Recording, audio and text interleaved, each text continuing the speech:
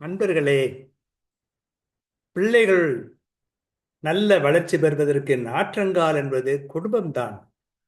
நல்ல பண்புகள், ஒழுக்கம் முதலியவற்றையெல்லாம் குடும்பத்தில் தான் கற்றுக்கொள்ள வேண்டும்.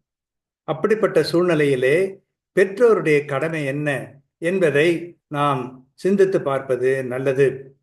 அந்த பின்னணியிலே நாம் பார்த்தோம் என்று சொன்னால், பெற்றோர்கள் தங்களுடைய பிள்ளைகளுக்கு நல்ல ஒழுக்கத்தை கற்றுத் தருகிறீர்களா? அப்பா அம்மா தனித்தனியோ அல்லது சேர்ந்தோ கேட்டுக்கொள்ள வேண்டிய கேள்வி. பிள்ளைகளுக்கு நல்ல ஒழுக்கம் கற்றுத் தருகிறீர்களா? பிள்ளைகளை பக்தியிலே வளர்க்கிறீர்களா?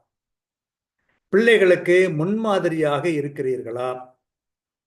பிள்ளைகள் யாரோடு பழகுகிறார்கள் என்பது உங்களுக்கு தெரியுமா? நல்லவர்களோடு தான் பழகுகிறார்களா, தீயோர்களிடம் பழகுகிறார்களா? அதையெல்லாம் பற்றி நீங்கள் கவலைப்படுகிறீர்களா? சிந்தித்து பார்ப்பது நல்லது. அன்பிறைவா, நான் மனம் திரும்ப வேண்டும், மக்கள் மனம் மாற வேண்டும், அதன் மூலம் உலகிலே தீமை மறைய வேண்டும், நன்மை நிறைய வேண்டும். ஆமென்.